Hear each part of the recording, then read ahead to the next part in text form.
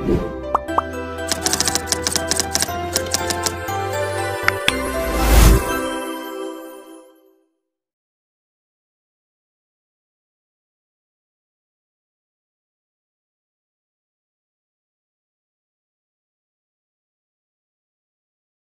Bapak Ibu sekalian, pada awal tahun 2000-an ini muncul yang disebut dengan Laskar Pelangi.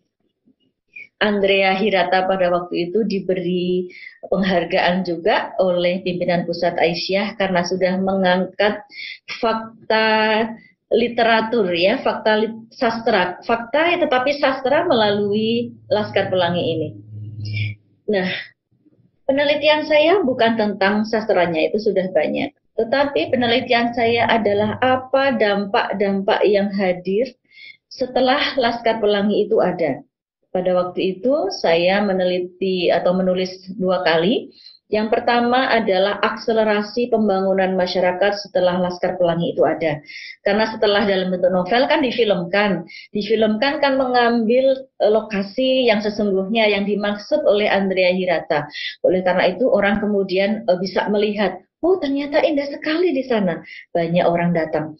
Saya mewawancarai dahulu sebelum ada Laskar Pelangi, penerbangannya berapa kali dalam seminggu. Sekarang ternyata berapa kali dalam sehari.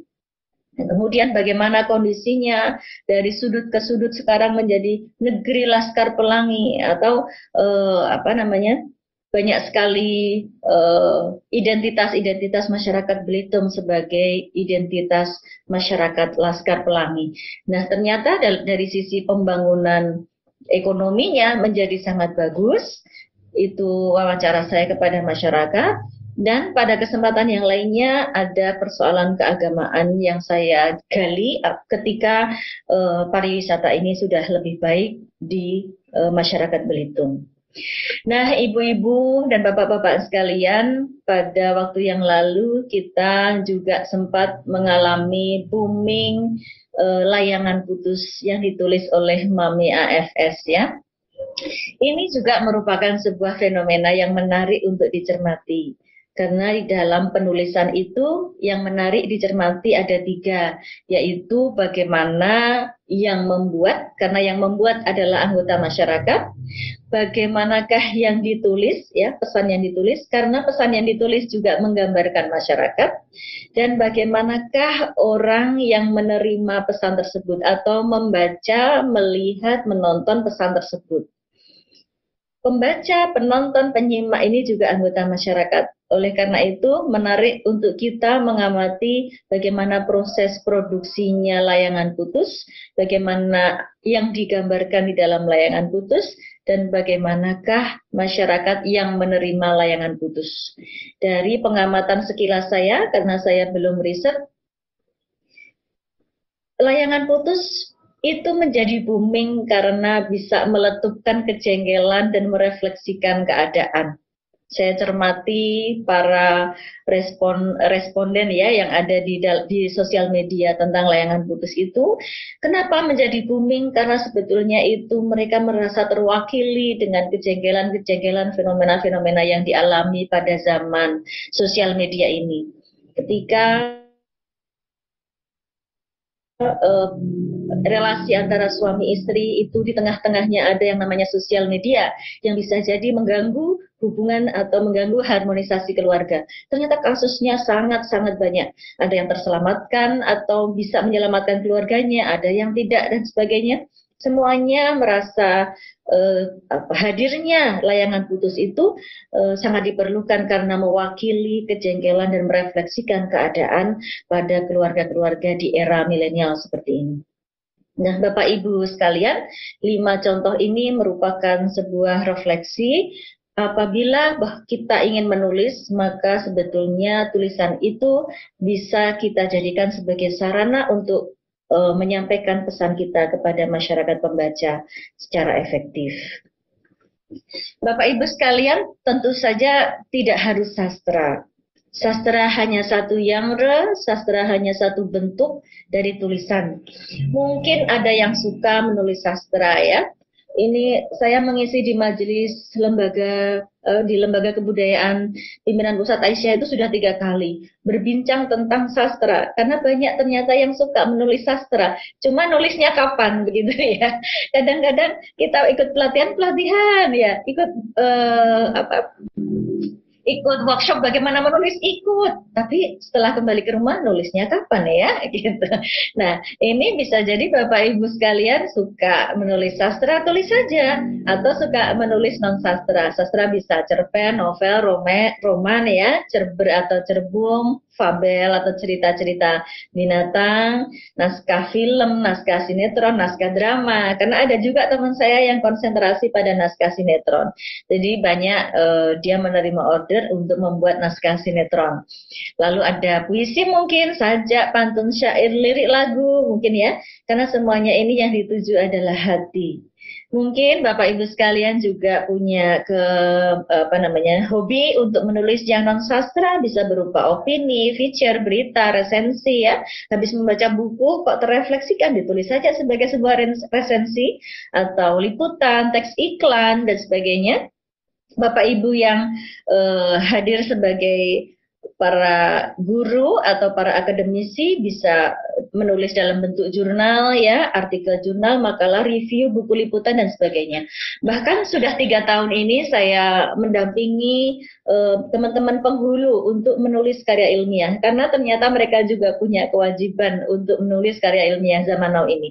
Memang semua lini masyarakat sekarang mencoba untuk mendorong orang menuliskan apa yang dipikirkan, tidak hanya menerima informasi, tetapi dari hasil informasi-informasi tersebut diolah dan disampaikan kepada masyarakat. Ini hanya pembagian kasar, bisa memilih yang re yang lain atau modifikasi yang re ya. Tetapi kalau Anda memilih sastra, maka yang dibutuhkan adalah secondary semiotic system. Sementara kalau Anda memilih yang non sastra itu primary semiotic system. Saya jelaskan kalau primary semiotic system itu adalah bahasa yang digunakan dalam kehidupan sehari-hari atau bahasa apa adanya. Jadi kalau kita menuliskan saya akan makan ya, artinya adalah saya akan makan ya.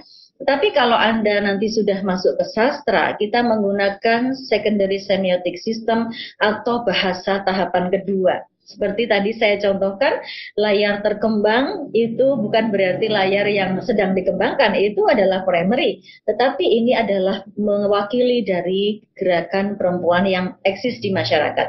Layangan putus juga tidak ada cerita tentang layangannya sedang putus, sama sekali tidak. Tetapi bercerita tentang kisah cinta yang berakhir begitu saja karena sesuatu. Bisa juga apabila Anda mengambil yang non-sastra, itu tentu harus patuh terhadap PUEB. PUEB itu adalah EYD yang sekarang Ibu Bapak ya. Kalau orang masih mengatakan EYD itu sebetulnya sejak Menteri Pendidikannya Bapak Anies Baswedan itu kita ganti menjadi PUEB, Pedoman Umum Bahasa Indonesia. Ada beberapa hal yang berbeda, nanti silahkan dipelajari sendiri. Jika memang Bapak Ibu memilih non-sastra juga perlu melihat pada kaidah-kaidah bahasa Indonesia yang berlaku. Sementara kalau Bapak Ibu memilih yang sastra, di situ ada namanya lisensia poetika. Lisensia poetika itu adalah lisensi atau kebolehan untuk menabrak aturan-aturan kebahasaan yang ada demi mencapai keindahan bagi pembaca. Tujuannya adalah menyentuh hati pembaca sehingga apa yang kita sampaikan itu bisa dibuat dengan cara yang khusus atau dengan cara yang indah. Nah, Bapak Ibu sekalian, menurut Pak Kunto Wijoyo yang bukunya banyak sekali, ini cuma sedikit dari buku yang banyak sekali ya. Saya punya koleksi banyak dan tambah banyak kalau dibawakan oleh Ibu Susila Ningsih saat rapat Aisyah. Ya, beliau membawa, Mbak Adib sudah punya bukunya Bapak yang ini belum Bu, lalu dia bawakan. Beliau bawakan. Jadi tambah banyak. Kalau saya merujuk kata-kata mutiara dari ilmuwan-ilmuwan lain kadang-kadang tidak sesuai, tetapi yang saya ambil yang dekat dengan kita, Pak Kunto Wijoyo yang merupakan sepergerakan dengan kita. Menurut beliau, syaratnya untuk menjadi penulis itu ada 3, Bapak Ibu sekalian, yaitu menulis, dan menulis begitu. Jadi nggak ada yang lain. Kalau mau menjadi penulis, menulis saja. Banyak teori, nanti jadi terjebak pada harus begini, harus begitu. Banyak bacaan yang memang bagus, tetapi nanti nggak mulai-mulai. Yang paling penting adalah menulis, menulis, dan menulis. Baik. Oke. Kemudian ada 3 hal menurut saya ya. Ada 3 modal yang membuat kita semua bisa menjadi penulis. Yang pertama yaitu ada kemauan. Ya.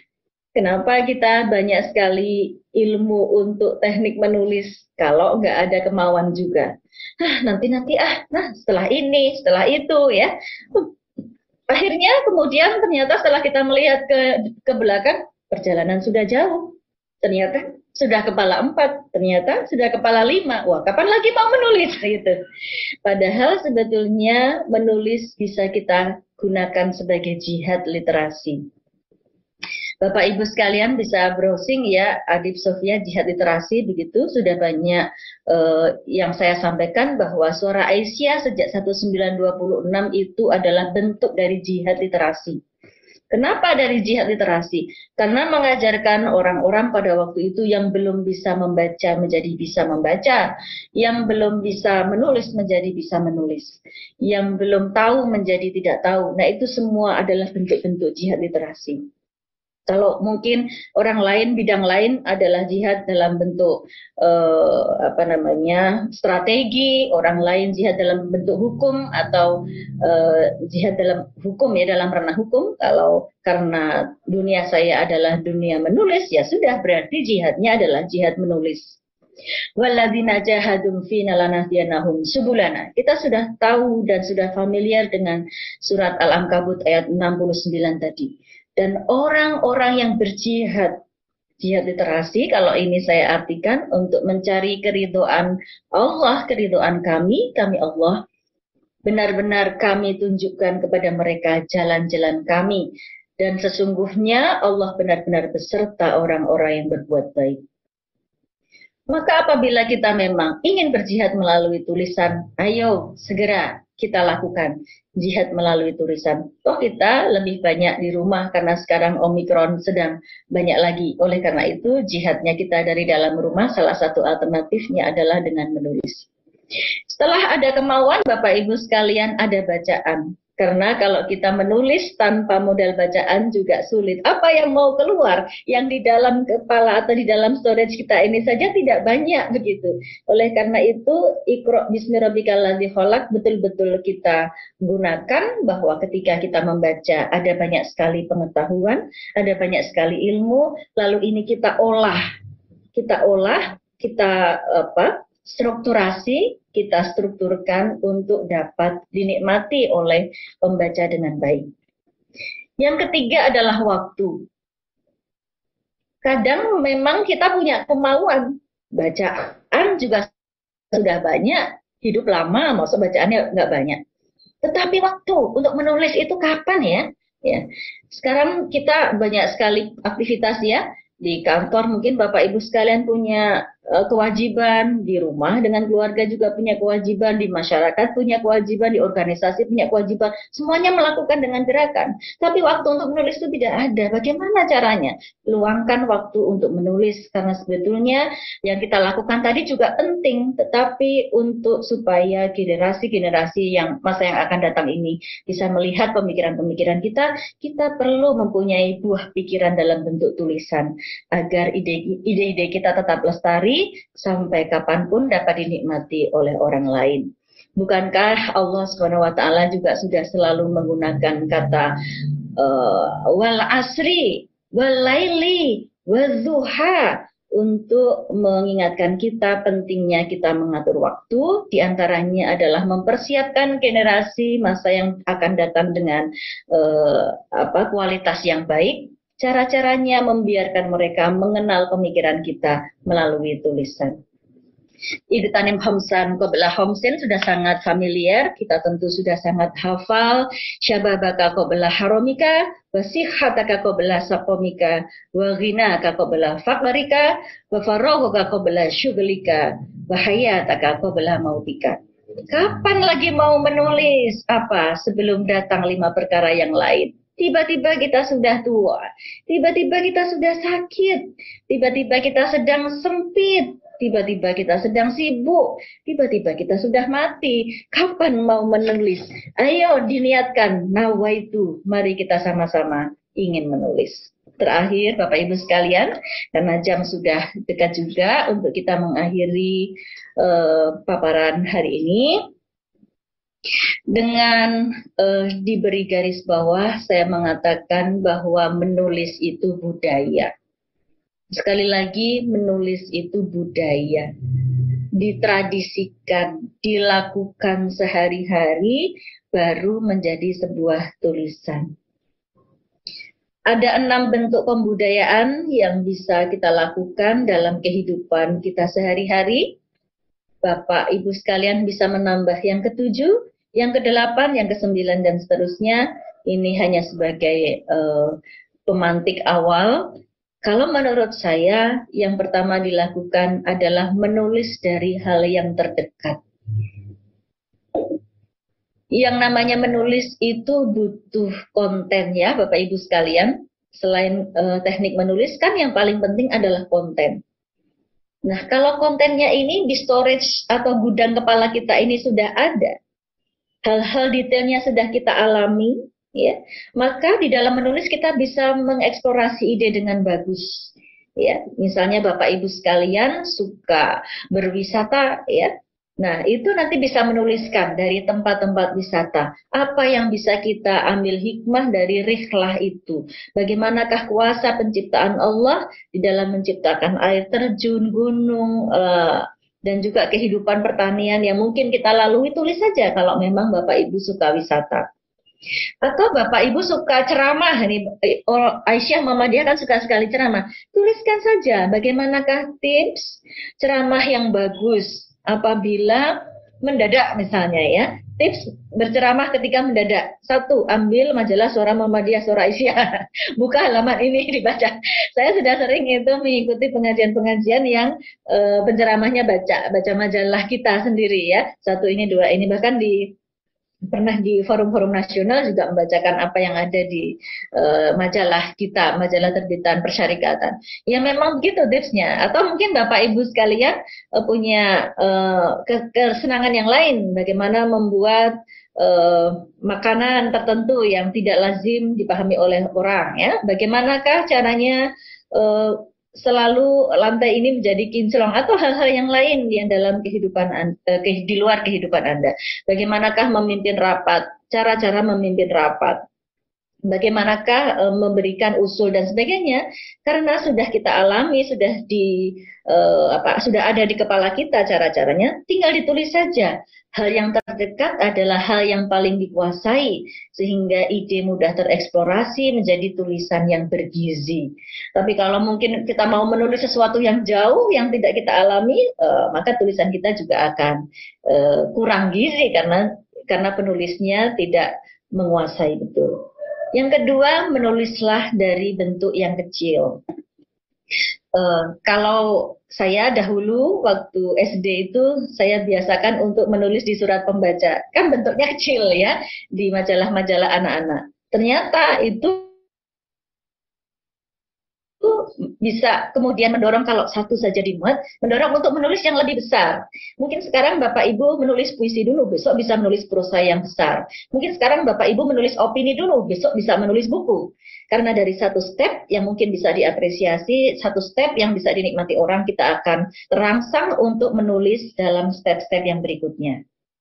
Yang ketiga adalah konsistensi atau pembiasaan menulis dalam sehari-hari. Kalau teman-teman di akademik ya, yang menjadi dosen atau guru, mungkin mengenal istilah ODOP. ODOP itu one day one paragraph ya. Untuk menulis jurnal, menulis karya-karya, dibiasakan 1 hari 1 paragraf. Tetapi ini sebelumnya punya rancangan ya, pertama mau bilang apa, kedua bilang apa, ketiga bilang apa. Sehingga pada saat kita menulis sekarang paragraf ini, besok kita menulis paragraf yang tadi isinya sudah kita rencanakan, yaitu paragraf ini. Kalau kita tidak sempat, memang kita harus meluangkan waktu mungkin 15 menit sebelum tidur untuk tek-tek-tek ya. Besok lagi di review setelah subuh, tek, tek, tek, tek, dan sebagainya. Pembiasaan 1 hari 1 paragraf atau 1 bait akan membuat kita kecanduan menulis sehingga kontribusi kepada peradaban menjadi lebih banyak. Yang ketiga, Bapak Ibu sekalian, menulis itu memerlukan atmosfer. Artinya memang kita nggak mau-mau, nggak bergerak-bergerak, nggak juga punya wirah kalau kita sendirian. Maka kita perlu teman, perlu komunitas, perlu lingkungan yang menghindarkan diri dari rasa malas, bisa saling mendukung, dan melakukan evaluasi. Dahulu pada saat awal saya berproses sebelum mengirimkan ke majalah-majalah cerpen-cerpen itu, ada teman yang mereview, kemudian dia mengatakan kurang ini, kurang itu sebagai pembaca ya, sehingga kita bisa memperbaiki dulu untuk kemudian dikirimkan. Sampai sekarang pun kami di Suara Aisyah memfasilitasi komunikasi para penulis-penulis supaya terbudayakan untuk selalu menulis dan mengirimkan ke Suara Aisyah. Ibu bapak sekalian, Suara Aisyah ini sekarang tidak hanya dalam bentuk majalah ya, tetapi dalam bentuk website untuk tulisan-tulisan yang masih sifatnya ringan-ringan, masih bentuknya belum begitu fix begitu, bisa dimuat di Suara Aisyah yang versi website begitu. Kemudian menulis dengan mencicil fakta kemana-mana, kalau bisa mempunyai catatan baik dalam bentuk kertas maupun di HP. Apabila ada, oh itu ada orang sekeluarga yang selalu tinggal di jalan ya, mereka tinggalnya di atas gerobak, ditulis. Apabila menonton TV, kemudian ada ide, ditulis. Apabila di jalan atau di kampus, di seminar-seminar ada ide, ditulis. Nah, sehingga pada saat kita dimintai sebuah tulisan, aha, aku sudah punya ide. Tadi aku mencicil fakta di buku ideku, di sana ada banyak ide yang bisa dikembangkan. Dan yang terakhir adalah menulis dengan menempatkan diri sebagai pembaca. Bapak Ibu sekalian, kadang-kadang tulisan kita ini kan keluar begitu saja ya, kita tidak tahu apakah enak atau masih ada typo, ataukah masih ada hal-hal yang kurang bagus begitu. Kalau saya lebih menyarankan untuk diletakkan dulu, kira-kira beberapa saat ya, beberapa hari. Nanti kalau ibu bapak sudah fresh, sudah tidak jenuh, sudah tidak banyak memikirkan yang kita tulis tadi, Anda bisa membaca kembali sebagai menempatkan diri sebagai pembaca. Dari situ Anda bisa melihat kualitas tulisan Anda yang sebelumnya ya, sehingga nanti bisa melakukan editing dengan sangat baik. Nah, apabila Anda sendiri sudah menempatkan diri sebagai pembaca, kok dibaca enak, kok sudah nggak ada typo, kok antar paragrafnya sudah nyambung, maka percaya dirilah, pedelah untuk mengirimkan ke media-media. Jadi dari kesimpulan kita pada hari ini, ya maaf, yang pertama tadi kita sudah mencoba memahami urgensi aktivitas menulis ya, dari sejak saya memaparkan Ibu Hayyinah dan Ibu Munjiah yang lebih bisa tereksplorasi, Ibu Hayyinah, kemudian ada Laksamana Kemalahayati dan R.A. Kartini tadi, kita memahami urgensi menulis itu apa. Yang kedua, bahwa Bapak Ibu sekalian perlu mempunyai konten yang bagus. Konten yang bagus itu adalah apabila ada masalah di situ. Masalah itu bukan hanya persoalan, tetapi masalah itu adalah apabila ada ekspektasi yang tidak sama dengan realitas. Seharusnya orang-orang itu sejahtera semua. Kok di sini ada orang yang tinggalnya di gerobak satu keluarga ya, berarti itu tidak sesuai dengan ekspektasi. Realitasnya begitu, itu yang bisa kita tulis. Nah Bapak Ibu sekalian, apabila kurang ide di dalam menulis, maka lihatlah sebuah fenomena, bertanyalah ekspektasi Anda itu seperti apa, kemudian realitas yang terjadi seperti apa. Harusnya an-nadhafatu minal iman, tetapi kenapa banyak sekali lembaga-lembaga Islam yang tidak menjaga kebersihan. Nah ini juga bisa ditulis. Oleh karena itu gizinya harus dipertajam pada penimbangan-penimbangan terhadap masalah. Baca dan refleksikan referensi yang cukup, baru dan bukan hoax ya. Kita sekarang ada tsunami informasi yang luar biasa. Tidak boleh semuanya menjadi referensi kita. Harus referensi yang memiliki otoritas dari website-website resmi, dari jurnal-jurnal resmi, dari informasi-informasi orang yang otoritatif ya, yang memiliki otoritas untuk menyampaikan, itulah yang bisa kita ambil sebagai referensi. Tidak dari hoax-hoax yang lewat setiap hari. organisasikan tulisan Bapak Ibu sekalian, tadi saya katakan drafting, pertama apa, kedua apa, ketiga apa, sehingga kita bisa melakukan one day one paragraph atau one day one bait, itu dengan drafting yang kita buat. Judul boleh di akhir ya Bapak Ibu sekalian, karena judul itu adalah abstraksi tertinggi dari sebuah teks. Bisa kita berikan judul itu kalau tulisan sudah selesai. Itu akan sangat mewakili dari awal sampai akhir tulisan kita. Yang terakhir adalah menulislah dengan asyik ya, dengan wiroh yang cukup, dengan suasana dan lingkungan yang cukup, dengan kegembiraan, insya Allah semuanya akan berhasil dengan baik. Dan terakhir adalah sunting dengan cermat dan ingat hal-hal yang baru, minta teman untuk mengevaluasi. Ingat, banyak sekali kata-kata yang dulu tidak ada, sekarang ada. Misalnya penyintas, dulu tidak ada, sekarang ada. Kemudian ada yang il, sekarang tidak ada. Tradisional, sekarang menjadi tradisional. Landasan ideal menjadi landasan ideal, dan sebagainya harus diikuti. Bagaimana perkembangannya selalu harus kita ikuti. Judul ini sudah dipopulerkan oleh Rhoma Irama ya Bapak Ibu ya. Judul begitu. Iya, ini nanti kita pikirkan di akhir setelah tulisan kita selesai, setelah penyuntingan ini selesai. Mungkin itu dari saya, sekedar menggairahkan